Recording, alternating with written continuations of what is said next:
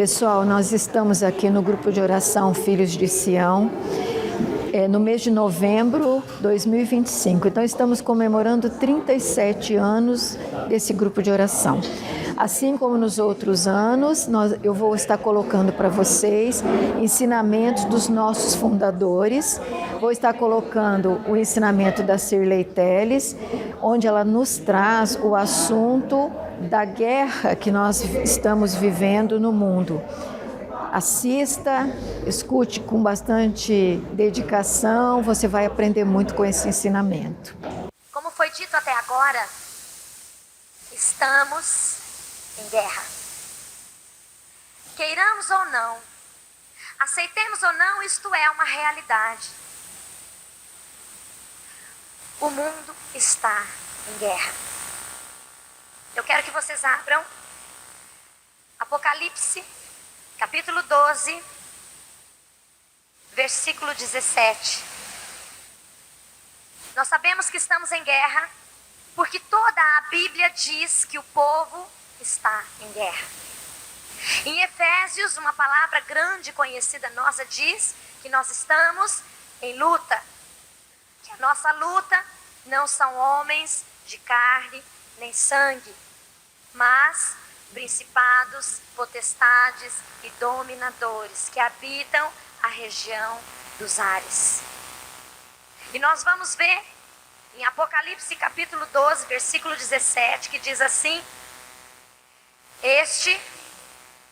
o dragão, a serpente, Satanás, então se irritou contra a mulher e foi fazer guerra ao resto de sua descendência, aos que guardam os mandamentos de Deus e têm o testemunho de Jesus.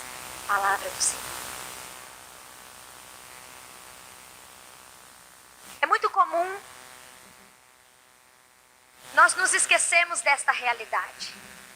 Talvez não aqui na secretaria, Rafael, mas nós muitas vezes fechamos os nossos olhos para essa realidade descrita em Apocalipse. Ela vem dizer que o dragão veio contra a mulher, que é Maria, primeiro tentando com que ela não desse a luz. E no momento em que nasceu Jesus e começou a derrota de Satanás, diz que houve uma guerra no céu.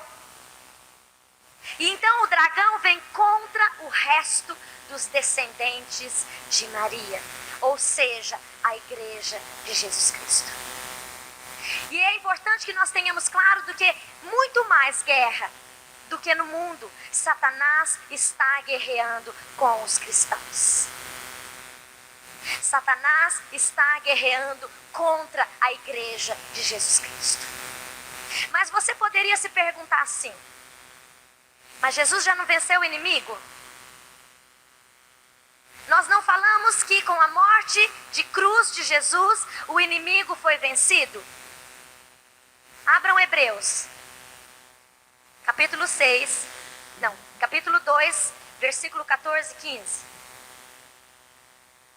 Diz assim: porquanto os filhos participam da mesma natureza, da mesma carne e do mesmo sangue. Também ele, Jesus, participou, a fim de destruir pela morte aquele que tinha o império da morte, isto é, o demônio, e libertar aqueles que pelo medo da morte estavam toda a vida sujeitos a uma verdadeira escravidão. Essa palavra nos diz claramente que Jesus, na sua morte, venceu o inimigo. É uma verdade. Há 2000 anos atrás, quando Jesus veio ao mundo, na figura de um homem, no corpo de um homem, viver a vida humana, e no momento da cruz, todos nós conhecemos a história da salvação, no momento da cruz, Jesus dá a sua vida e vence o diabo, e vence Satanás. E o Sidney colocou de manhã que a partir daquele momento, Satanás sabia que pouco tempo lhe restaria. E nós podemos às vezes nos perguntar: mas se Jesus já venceu, se o inimigo já está derrotado, se ele sabe que ele está perdido, Por que nós ainda estamos em luta? É muito importante que você saiba. Jesus realizou tudo aquilo que precisava ser realizado. Não precisará mais Jesus vir morrer para que sejamos salvos. Acontece que Jesus realizou, mas isso precisa acontecer na vida de cada um de nós. Nós aprendemos isso no Seminário de Vida do Espírito, né? Jesus já fez tudo o que ele podia ter feito. Por que a humanidade continua vivendo dessa forma? Porque agora, essa salvação de Jesus, essa vitória de Jesus, precisa ser realizada individualmente na vida de cada um de nós. Na vida da igreja. Na vida daqueles que ainda não conhecem o Senhor. Satanás sabe que aquele que está longe de Deus, separado de Deus, está nas garras dele. Não podemos nos enganar. A palavra de Deus diz que há dois caminhos, o bem ou o mal. Enviamos a nossa mão e tomamos aquilo que queremos. Não há um meio termo. Meu irmão, ou se é de Jesus ou não se é de Jesus. Não é possível servirmos a dois senhores. A palavra é clara. Todos nós sabemos, todos nós a conhecemos. Sabendo que pouco tempo lhe resta. E sabendo que quando estamos separados de Deus, estamos sujeitos à ação do inimigo, ele vem então com toda a força contra os filhos de Deus. Ele vem contra a igreja de Jesus Cristo. Essa visão nós precisamos ter muito clara, meu irmão. Estamos em plena guerra, em plena batalha. Deus queria que nós entendêssemos isso. A intenção de Satanás é atingir a Deus. E para atingir a Deus, Satanás vem contra a igreja amada de Deus, querida de Deus. E o que é que os cristãos têm feito diante dessa realidade? A maioria de nós, cristãos, sabendo que estamos em guerra, em luta, temos nos escondido em trincheiras para nos defender.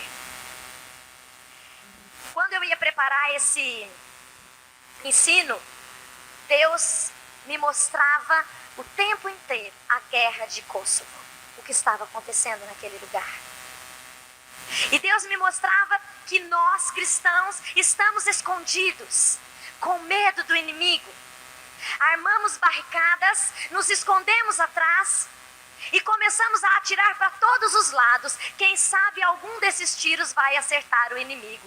E começamos a atirar a esmo, para qualquer lado, para qualquer lugar. Eu não sei o que vai dar certo, então eu vou fazer isso. Eu vou rezar o Salmo 90, eu vou rezar o Efésios 6, eu vou rezar isso, eu vou rezar o terço da misericórdia, eu vou rezar o terço da libertação. Uma coisa vai dar certo. E começamos a atirar a esmo, temendo. E aí temos medo da nossa casa, medo da nossa família, medo da nossa igreja. Vão nos atingir, o inimigo vai nos atingir, escondamos-nos. Mas o que é que Deus espera da igreja? Vamos abrir rapidamente, nós vamos ver muitas passagens, nós temos que ser bem rápidos. Vamos abrir no Salmo 17, 38. Diz assim no versículo 38. É Davi falando: dou caça aos inimigos e os alcanço, e não volto sem que os tenha aniquilado. De tal sorte os despedaço que não mais poderão levantar-se. É importante que tenhamos isso. O que Deus espera da sua igreja é uma igreja agressiva.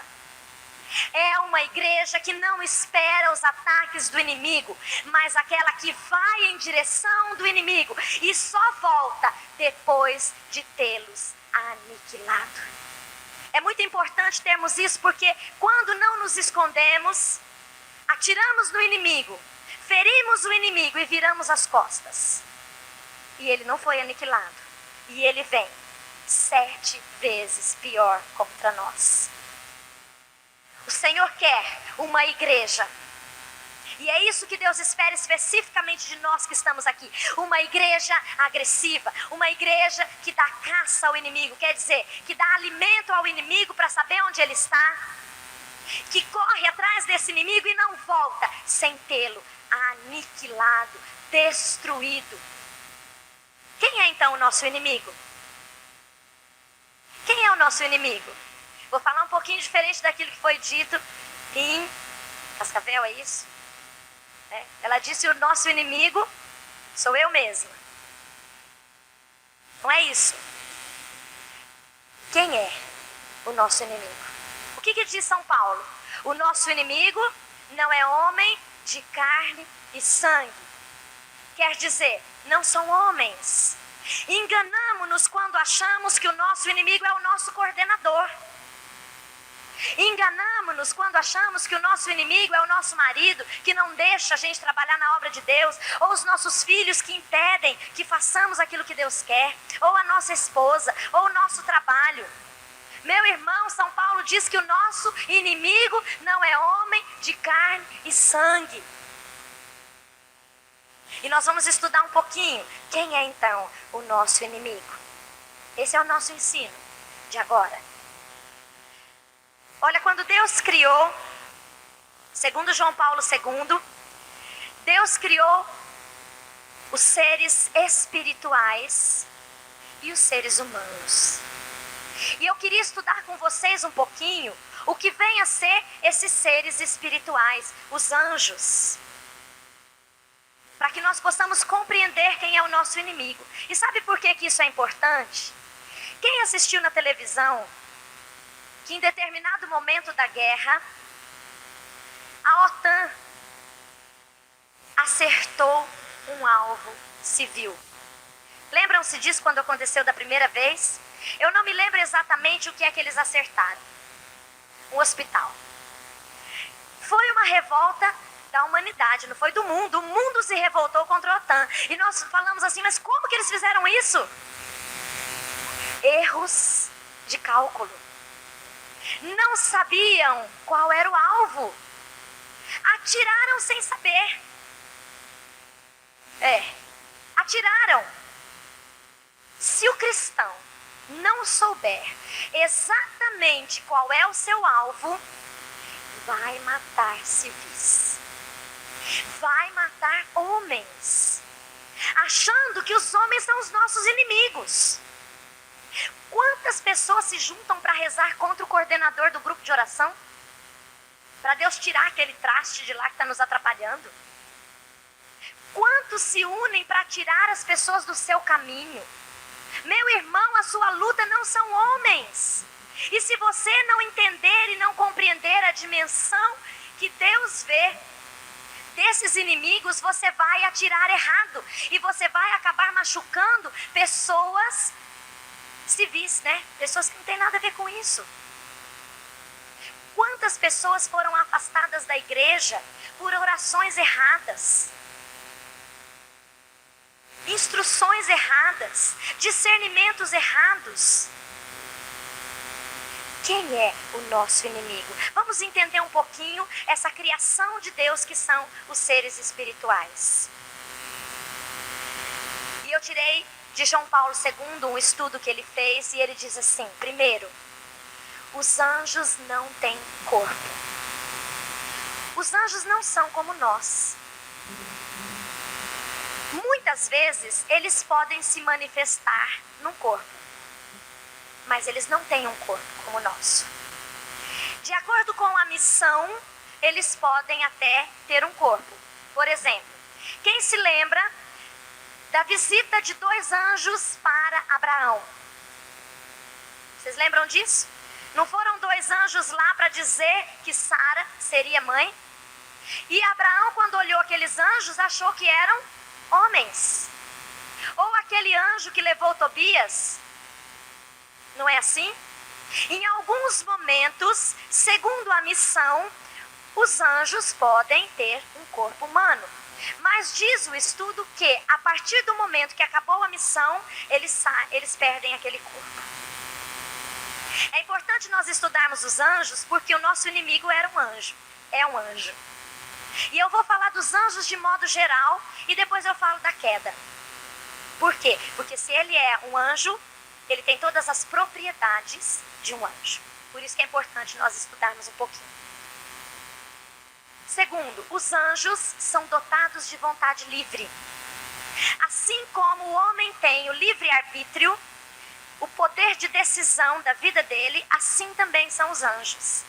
Deus, quando criou os anjos, deu para cada um deles o livre-arbítrio, que é o poder de decisão. Eles não servem a Deus porque eles são obrigados a servir a Deus. Eles decidiram servir a Deus. Assim como os anjos malignos decidiram não servir a Deus. Esses seres são agrupados em sociedade. É muito interessante você ver isso. Eles não vivem isolados, eles vivem em grupos, em sociedades.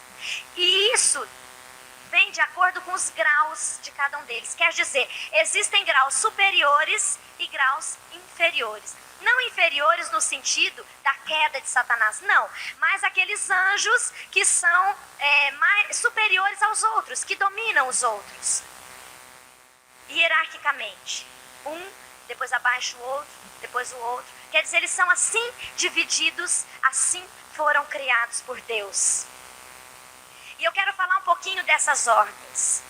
Há 7 anjos que assistem diante da face de Deus. Nós conhecemos o nome de apenas 3. Quem sabe? Rafael, Miguel e Gabriel. Cada um deles tem uma missão.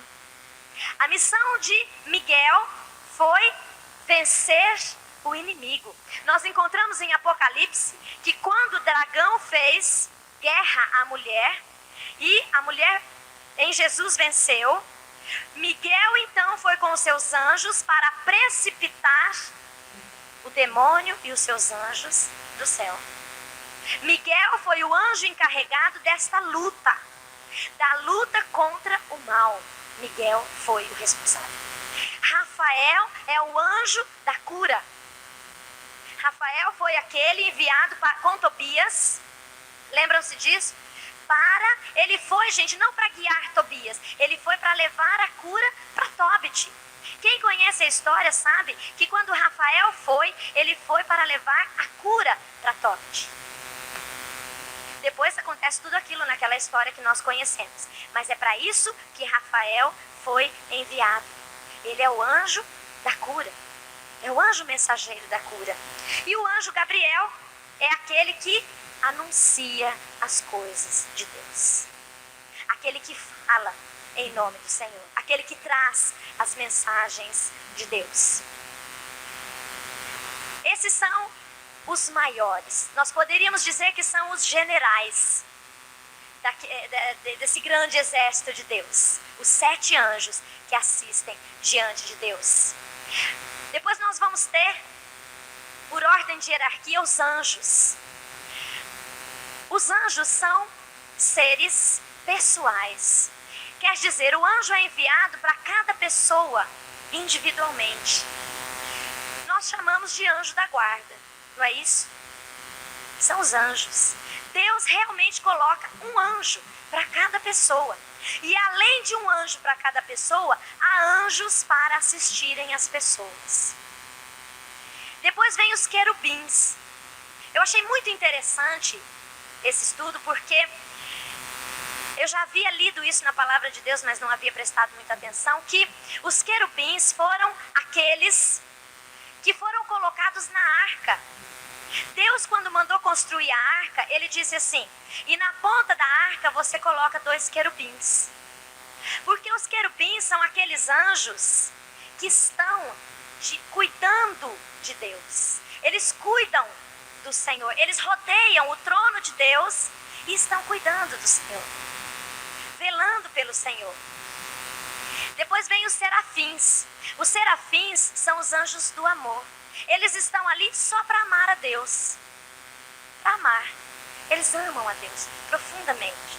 E quando eles dizem os estudos que quando eles batem as asas, aquilo já é um louvor a Deus, uma gratidão a Deus, um reconhecimento de Deus, um amor a Deus. Eles proclamam que Deus é 3 vezes santo. Depois vem os tronos. Os tronos são muito importantes para nós, é importante que você tenha isso. São aqueles que recebem de Deus as ordens. para os governantes e os bispos, para toda a igreja.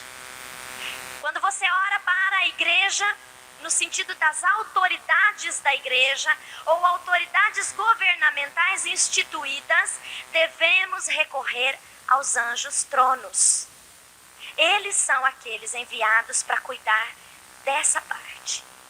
Cada anjo tem o seu lugar, cada anjo tem a sua missão. E um anjo não entra na missão do outro. É que nós, quando rezamos, falamos assim, todos os anjos, porque não conhecemos. Mas esses são os anjos responsáveis. As potestades são aquelas que vêm para remover os obstáculos que surgem na vida do cristão. Todos os obstáculos que surgem na nossa vida para nos impedir de chegar mais próximo de Deus, de chegar nos átrios de Deus, as potestades então nos dão a força necessária contra o diabo. Quando você precisa de uma força maior, quando as tuas forças estiverem minguando, acabando, você deve recorrer às potestades. As dominações são missionários. Eles vêm então para todos os que servem a Deus. Nessa secretaria que você está, nesse lugar que você está, você precisa muito desse anjo. Porque esse é o anjo que vai cuidar da sua missão. Ele é o que vai te levar em paz e vai te trazer em paz. Quando você sai em missão do evangelho, esse é o anjo que vai te acompanhar. Para te fazer chegar até lá e para te fazer voltar de novo para sua casa. E ele vem só com essa missão de te acompanhar. Porque você vai em serviço de Deus. Você vai em nome de Deus. Então ele vai te acompanhar. E os principados são aqueles que cuidam da natureza. São aqueles que por ordem de Deus fazem acontecer os maremotos, terremotos ou mesmo aplacar a fúria da natureza. Toda vez que nós vemos essas grandes catástrofes, tanto que estes são os anjos que abrirão os 7 selos de Apocalipse. Estes são os anjos que mandarão as pragas, que farão acontecer tudo aquilo que está escrito em Apocalipse, como sinal de que Jesus vence. E o coro, que é o último segmento dos anjos, são aqueles que vêm para proteger as nações e as cidades. Interessante, né? Quem já leu Daniel sabe que quando Daniel orou, né, todos nós conhecemos esta passagem, Daniel orou para a libertação do povo cativo, do povo de Israel. O que aconteceu? No momento em que ele orou, Deus enviou uma resposta. Nós sabemos que quando Daniel orou, diz a palavra que no mesmo instante Deus mandou um anjo. Só que ele foi impedido pelo rei da Pérsia. Não é isso? Conhece essa passagem? Que é o símbolo daquele demônio que dominava aquela cidade. Deus coloca anjos em cada cidade, em cada estado, em cada país. São os coros. Deus coloca os anjos coros para cada lugar, cada região. Quer dizer, na porta de entrada de cada cidade, ou cuidando de cada cidade, existe um anjo só para aquilo. É importante que nós tenhamos isso claro, porque exatamente como Deus faz, o demônio faz ao contrário. Tanto que o rei da Pérsia impedia que o anjo de Deus viesse com a libertação daquele povo.